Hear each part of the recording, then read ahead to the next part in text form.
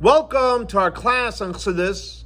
This week we're going to be learning a beautiful Chassidic discourse from the Rebbe based on the verse in this week's Torah portion, Daber al Bnei Yisrael, speak to the Jewish people, ve'amarta aleim, should tell them that they should make tzitzis for their four-cornered garments.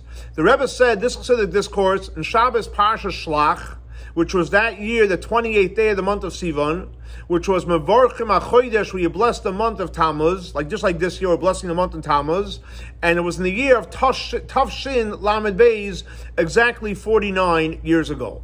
So again, the opening of the Chassidic discourse is based on the verse, Daber al Bnei Yisrael, speak to the Jewish people, v'amarta aleim, you should tell them, and what should you tell them? V'yaslam tzitzis, they should make tzitzis.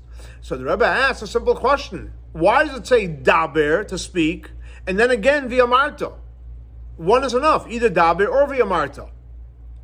So the Rebbe brings from the Rabbeinu Bechaya a classic commentary in the Chumash that says that daber is the klal, telling you the general idea of the mitzvah, and v'amarta aleim is telling you the specifics, all the details of the mitzvah. And the Rebbe brings some different places of mysticism, and they ask a simple question. What are we saying? Daber is a general component of the mitzvah, and amarta is the specific details. So why is daber connected to the general and amira to the specifics? Maybe amira is a general and daber is specifics. What's the relationship with daber to the general idea and amira to the specifics? So Rebbe explains and he says, because daber is an expression of speaking strong. And Rebbe gives an example. When the brothers went back to Yaakov to tell him about their interaction in Egypt, so the verse says clearly, they said, Diber ha'ish adonai ha'aretz, you see the word Diber, and he spoke to us, the verse says kashay, strongly. So you see when there's a word Diber, it's an association with a strong type of speech. On the other hand, Amira is warmth, refined, soft. Where do we see that? That when when he had the angels came to him and they were trying to break down the door of the house, so he went out and he said, "Vayomer alna achai tereu." He speaks to his community and he calls them brothers. And who do you call a brother? Someone that you're friendly with. And over there they use the expression of vayomer. So you see clearly that daber is associated with a strong type of speech, and vayomer is more of a soft type of speech. Now, so once we know that daber is strong and amira is soft, and the Rebbe explains like this. So when it comes to the klal, when you talk about something in general, what does it mean you're talking about something in general? You're not telling the details. Where's all the details? It's concealed. In other words, so when you're telling someone general ideas, that's strong talk. Give me details, understanding, comprehension, explain it to me. That's soft. So when you say that daber, and daber we know is strong, that's associated with giving the general guidelines, which means basically it's above being enclosed into the relationship. It's not making it personalized. When you just give someone commands and you tell them general terms, that's the idea of kasha, hard. On the other hand, when you say details, when you explain things, that's associated with amira, which is basically soft.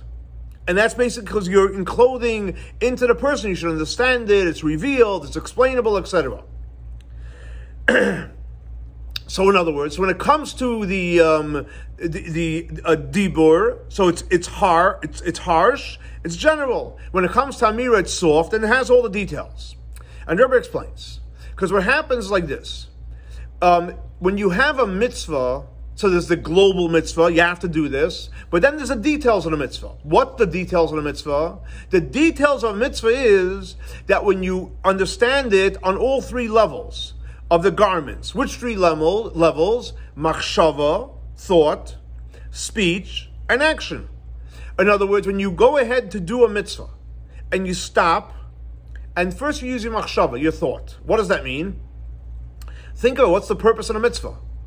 What is the spiritual idea of the mitzvah? And you meditate on the mitzvah, now you're personalizing it in your thought. What is the dibur of a mitzvah? So before you do the mitzvah, you stop, and you realize it's a commandment from Hashem. You make a blessing with your mouth, so you're drawing down the energy of the mitzvah into the speech by saying the blessing on it. And then you have the action of doing the mitzvah, which is the body of the mitzvah. So you see that every mitzvah is, the more you go down and internalize it in thought, meditation, speech, verbal, and action, that's the details of a mitzvah. And we know when you do a mitzvah, machshava dibur ma'isa, it's much more enjoyable, it's much more meaningful. You can relate to it much better. It creates a certain deeper relationship with Hashem. However, so that's the details of a mitzvah. What is the general idea of a mitzvah?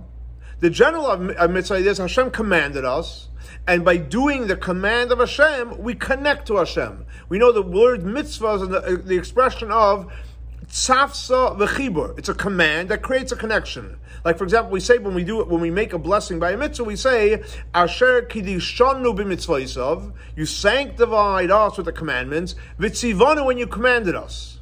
What does it mean? What does it mean you commanded us? So when you hear that the reason why you're doing the mitzvah, because Hashem commanded us. What is that called? In Kabbalah, it's called Kabbalah Soil. You're accepting. Hashem commanded, Hineni, I'm ready to do it. And obviously, once I accept, and you accept Hashem's commandments, and by doing the commandment, you're connecting literally with the Atzmos Oirein Seif Baruch Hu, with the essence of the infinite of light. So, in other words, what happens to me? I don't exist. I totally become humbled to the fact that it's a commandment from Hashem, and I'm ready to do it.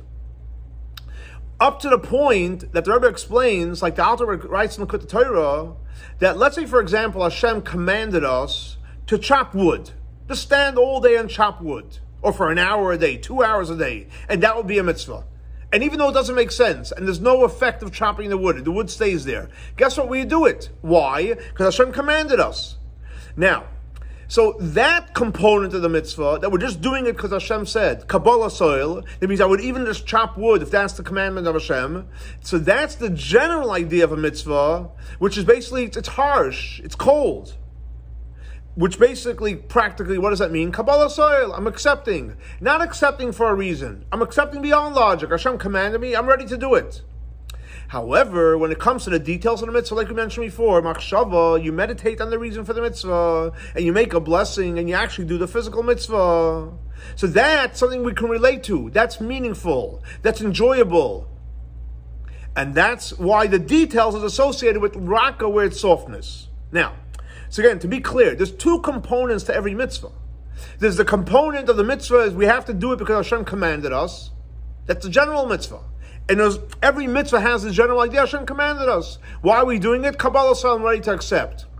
But what type of relationship does that create between us and Hashem? It's kasha, it's hard. Because I'm just accepting. I don't know the reason for it. It's okay, I'm still happy to do it. But on the other hand, you have the component of the mitzvah where you can meditate on it with your thought, you make the blessing, so you personalize it, you do the physical mitzvah. Two different components of the mitzvah. So there's a component which is kasha, which is hard, which is associated with daber, which we said daber is associated with harshness. And then there's the component of the mitzvah, which is associated with amira, which is soft, the reasons, the details, the part that we meditate, the part that we connect to. Now, so that's on a practical level. We all know that everything is connected to the sfirot, the 10 sfirot. So the sphira, when it talks about the spheres, in the spheres, so the mitzvah is connected to the sphirot. So daber, which we said is harsh, which is the idea where you're accepting upon yourself the yoke of Hashem. Which sphira is that connected to? It's actually connected to a very high sphira. It's connected to which one? Keser. In Keser we know there's Tainug, the highest part, and Ratzon, the lower part. So the idea that we're just doing Kabbalah soil, it's actually connected to a higher sphere. It's connected to the sphere of Keser and Ratzon Hashem, which means Hineni, Ratzon Hashem, I'm ready to do it. So even though it's not as enjoyable, but you're connected much higher. So it's interesting. In other words, the deeper of the mitzvah, the harsh part of the mitzvah, where it's Kabbalah soil, maybe it's not personalized, it's not warm. But when you do it from that perspective, you connect to a higher sphere. You connect to the sphere of Kesed, you connect to the sphere of Ratzon. In other words, so from Ratzon, this is what Hashem wants. This is the will of Hashem. So when you're doing the mitzvah, it doesn't make a difference, this mitzvah, that mitzvah. There really isn't a difference between any one of the 613 commandments. If it's about doing Ratzon Hashem, Whatever Ratzon Hashem is, I'll do. Whether it's the positive commandment, the negative commandment, it's irrelevant what the mitzvah is. It's the same feeling. I'm doing Ratzon Hashem. Or like, for example, like the Alter Rebbe said before, that even if Hashem asks us to just chop wood with Ratzon Hashem, there really is no difference. But from that perspective, you're reaching a very, very high sphera. And not only that, the Rebbe says a step further. What happens if you have to do a mitzvah? And there's multiple components to a mitzvah. And you did, let's say, 9 out of 10. Did you fulfill Hashem's will? Absolutely not. Because Hashem's will is, let's say, for example, one mitzvah has 10 details. And you did 9 out of 10. You didn't do Ratzon Hashem. You did your will.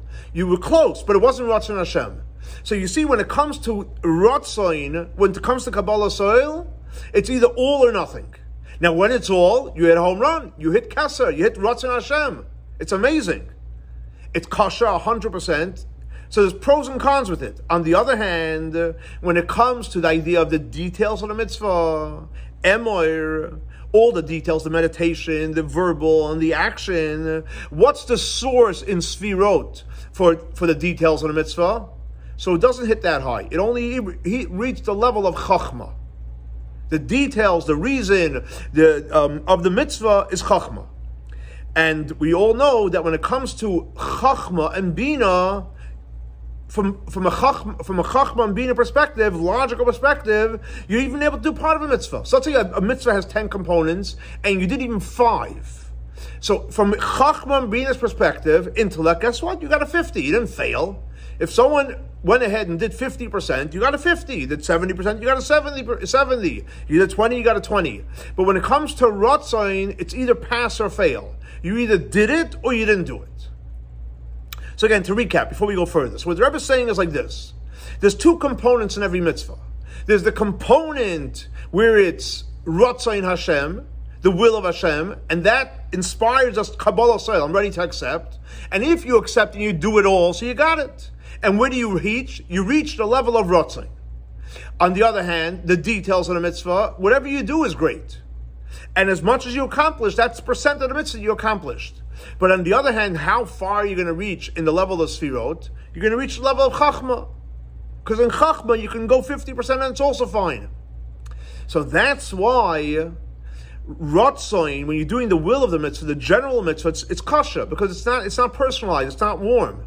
On the other hand, the details of the mitzvah, it's enjoyable, because whatever I do. You can get a mark. Whatever you do, you're still going to pass. You'll still get points for it. So obviously that's the idea of the warmth of the mitzvah. So Rebbe asked a very, very simple question.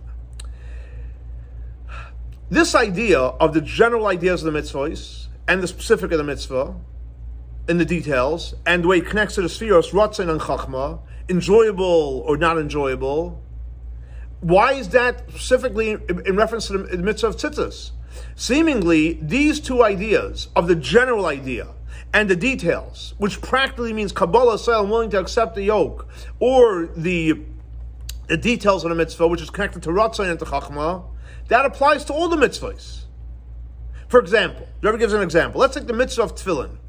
So you have the physical action of the mitzvah of putting on tefillin, but you also you're willing to basically put your heart and mind aside. You're willing to connect to Hashem, which is the level of Kabbalah soil. So again, so in tefillin you have the physical component, you have the meditation, saying the blessing, and the physical component of the mitzvah, but then you're accepting whatever Hashem wants. You're willing even to put your heart and mind dedicated to Hashem.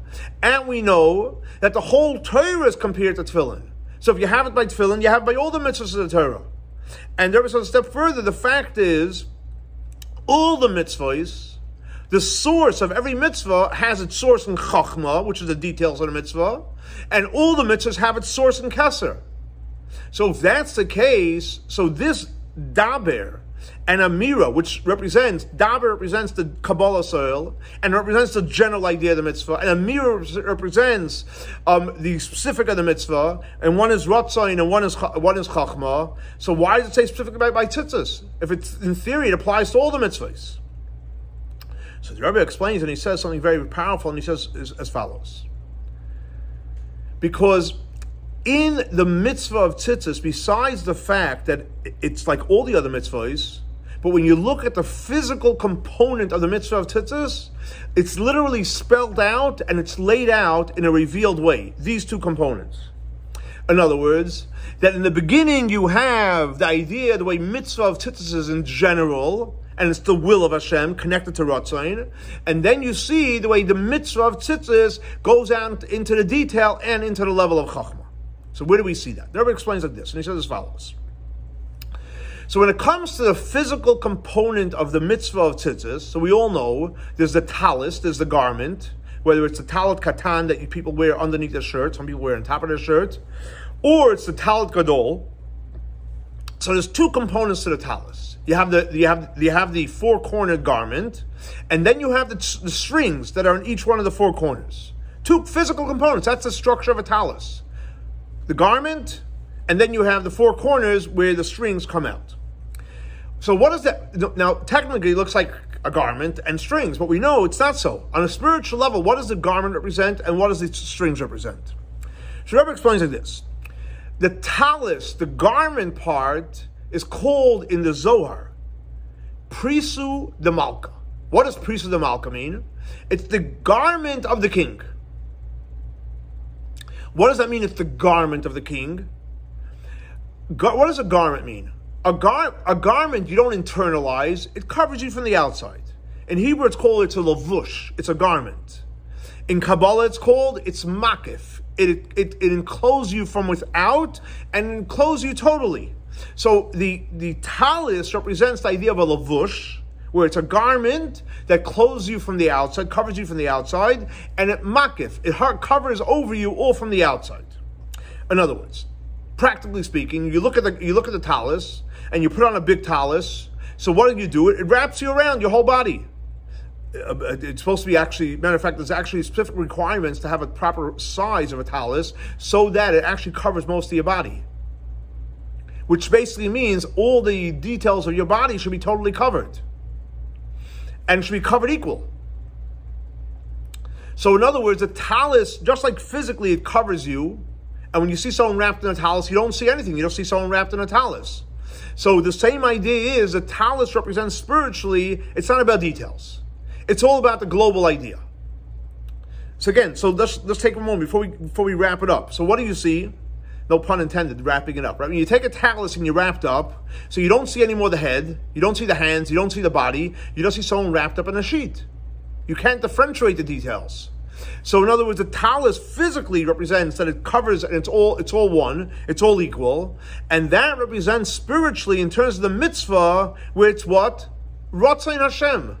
So the talis represents it's all equal, which means every mitzvah and every detail of the mitzvah, it's one thing. Master key. It's Ratzain Hashem and the will of Hashem. So you literally see the first component in the talis. The talis represents Ratzain Hashem, the will of Hashem. And that's why we know that the talis, the first component, when you're doing Ratzain Hashem, is connected to its sphere, the sphere of Ratzain, which is in Kesser. Now, let's look at the strings. When you look at the strings from a talis, so now you have a lot of details. You have the knots, you have the strings, and you have multiple strings, a lot of details. And the Rebbe actually quotes from a verse that says, "Vayikacheni b'tzitzis roshi," that he grabbed me by the strings of my head. So you see that already strings is details. And through the strings you can already separate, you can grab things, etc. Also, the Rebbe says, not only is it something which has details that you're able to grab, because a makif you can't grab. How do you grab a makif? Something that happens to you can't grab it, it's one big sheet. Versus once you have strings, then you can hold on to it. So there's details. The second component of tzitzis is, besides the fact that it has details, also the tzitzis is all about, the idea comes from the expression of re'iyah, to see. Why do we know we say that? What's the connection with seeing? So it says in the prophets, Meitzitz minacharakim. He's able to see from the crack. So you see that tzitz, which is the word of tzitzis, is about seeing. Now, what does seeing mean practically? When you look at something, you look and you see details. And when you see all the details, when you look at something which is a beautiful picture, a beautiful painting, so you see the details, then you actually internalize the details, and you enjoy the details. And that's how we know that when someone sees something, you become totally connected and one with it. And it really becomes part of you.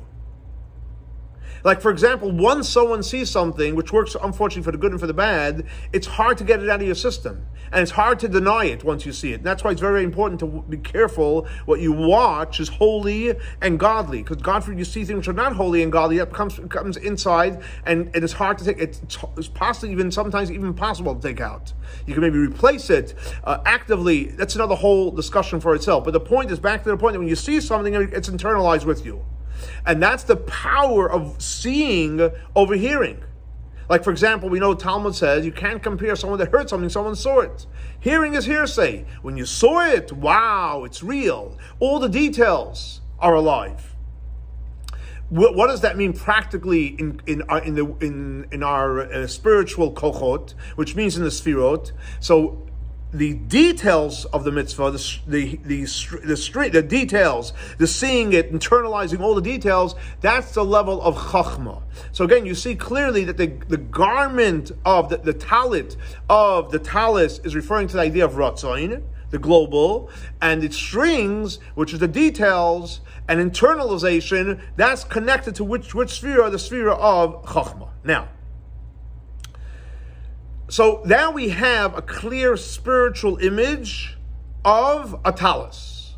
A talis represents makif, it represents rotzain, and it represents pnimius, internalization, and it represents the idea of chachma. So now, and here the Rebbe says, spiritually, so what's the essence of the mitzvah of tzitzis? You know that makif, which is extremely powerful, it's connected to rotzain? The goal is that to internalize through the tzitzis, the makif. In other words, like this. The makif is much more powerful. It's connected to Ratzain. It's Ratzain Hashem. The pnimi is not as powerful, it's only connected to Chachma. But it's more enjoyable, it's more meaningful.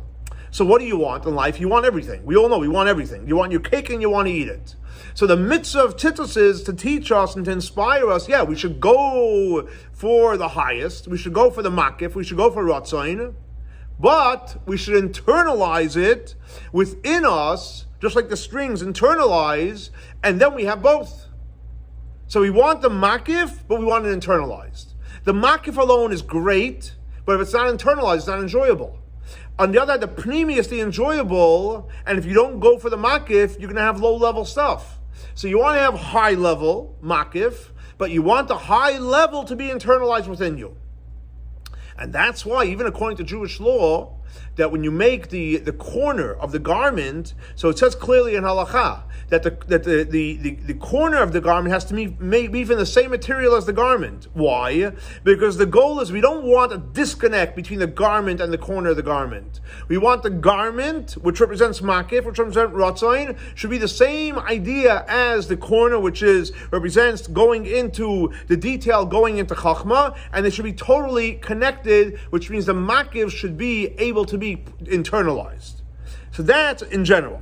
But now the Rebbe is going to explain what does it mean practically. And as we all know, it's all about serving Hashem. Avodas Adam. We're trying to serve Hashem. So what does it mean practically serving Hashem? So what is makif? Practically. Makif is basically Kabbalah's oil, accepting whatever Hashem wants, l'mayla mitam vadas. I'm willing and ready to do whatever Hashem wants without questioning, understanding. I'm ready. Now, when you say that, you're connecting to literally the most powerful energy, the most powerful light. You want to accept whatever Hashem wants. But the goal is to draw that in and it should be personalized in your life. And the Rebbe says this is the whole idea of nasa v'nishma. What happened when, and we just learned about this on Shavuot. In other words, nasa, when we said nasa, I'm ready to do, what is that referring to? Nasa. I'm going to do, which means I'm going to do all the mitzvot. Nishma means I want to learn. I want to learn Torah. Now we all know that generally speaking, mitzvot is what level? Kabbalah soil. I am ready to do whatever Hashem tells me to do. And what type of way? Kabbalah soil. I'm willing to accept. Makif. If someone shows up, they want to put on tefillin, they want to keep kosher, they want to keep Shabbos. That's great. What are you connecting to when you do a mitzvah? Hashem. The most powerful place in Hashem, you're connecting Kabbalah soil, makif, you're connecting to the most powerful lights. On the other hand, we got to bring it down to earth. It has to be enjoyable, it has to be appreciative. So then you learn Torah. What happens nishma? You're learning Torah. By learning Torah, you internalize the powerful light. Why? Because we all know that Torah gives us insight into the mitzvahs. The mitzvahs creates the relationship, the deep and powerful relationship, the makiv, the ratzain. But on the other hand, the Torah draws it in and makes it personal. And where do we see that Torah makes it personal? Because it says, "V'Torascha, your Torah, v'soich meyai." The goal of Torah should become internalized, become part of me. So when a person says nasa v'nishma, and specifically nasa first, I'm doing the mitzvahs first, and then I'm going to go ahead and learn Torah, which practically that means I want to draw down nasa, which is Kabbalah soil. I'm willing to accept whatever Hashem says, that this, which is nasa, it should be drawn down into the level of nishma, which means learning Torah, which means it becomes, in a way, a previous and becomes very, very practical. So this is really the whole essence of all the mitzvahs. But we see it clearly by mitzvah of tzitzis, and it applies all over. We want to have the highest level. Ratzon Hashem. How do we do that? Kabbalah soil. The mitzvahs. How do we internalize it? We learn. And then it becomes internalized. So that's the difference between mitzvahs and Torah. But even in mitzvahs you have two components. You have the accepting to do the mitzvah, makif of the mitzvah, and then you have the details of the mitzvah, which internalize. And the Rebbe says, based on this, he explains beautifully the major war that Korach had with Moshe Rabbeinu, which actually comes right after the parasha of Tzitzis. What was the essence of the war between Korach and Moshe Rabbeinu? Korach argued very simple. If you have a talus, which is totally full of tchelas, guess what? You don't need strings. You don't need tzitzis. That was one argument. He had another argument. If you have a house that's full of books, a library full of holy books, you don't need a mezuzah. Why? What was his argument? What do you mean? A house full of books is great. Mezuzah, two separate issues. A talus is a talus and the strings are the strings. Why are you cutting off the strings? Why are you not putting on the mezuzah? Because Korach was arguing that makif is enough. Let's connect to the Ratzon Hashem. I'm doing Ratzon Hashem. It's much more powerful. Which is true, Ratzon is much higher. In other words, I have a talus, I have makif, I have the Ratzon Hashem. I have a house full of books, I have Ratzon Hashem.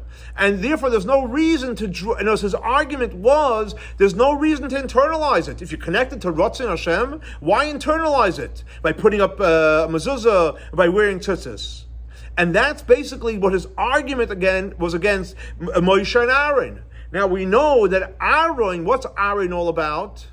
Aaron worked in the temple, served Hashem. You couldn't get higher than that. But Aaron was all about taking that powerful energy, that makiv energy, that Ratzon Hashem, and drawing it down. It should be bepnimius. It should be internalized.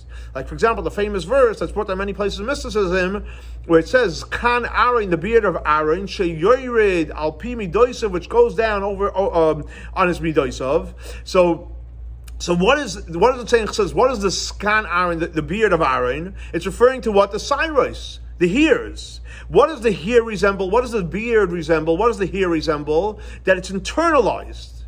Skan Aaron is to take all those high things, but you got to internalize it. It has to be personable. It has to be something you appreciate, something that you understand, something that you meditate on. In other words, that the cyrus of Aaron are just like the tzitzis. The tzitzis are the strings where it becomes internalized. But unfortunately, Korach was from those Levites that basically they totally shaved their beard. In other words, they didn't have the cyrus. They didn't have the idea of internalizing it. And that's basically the essence of the argument in Korach and Aaron. Korach felt, listen, you have the makif, you have the Ratzon Hashem, why internalize it? Aaron said, that's great, that's wonderful, but you got to internalize it. And based on this, Rebbe says something very, very powerful. You give a look at the end of the Parsha of Tzitzis. So what does it say? Ani Hashem Elokeichem, I am God your God. And then it says again, Ani Hashem Elokeichem, I am God your God. Twice, Ani Hashem Elokeichem, why twice? Ani Hashem Elokeichem, I say twice. Ani Hashem Elokeichem, why twice? And the Rebbe explains very simple. You know why he says it twice? Because we just learned by Tzitzis, Daber, and Vayomer, which is the general and the internal. Makif and Pnimi, Ratzon and Chachma.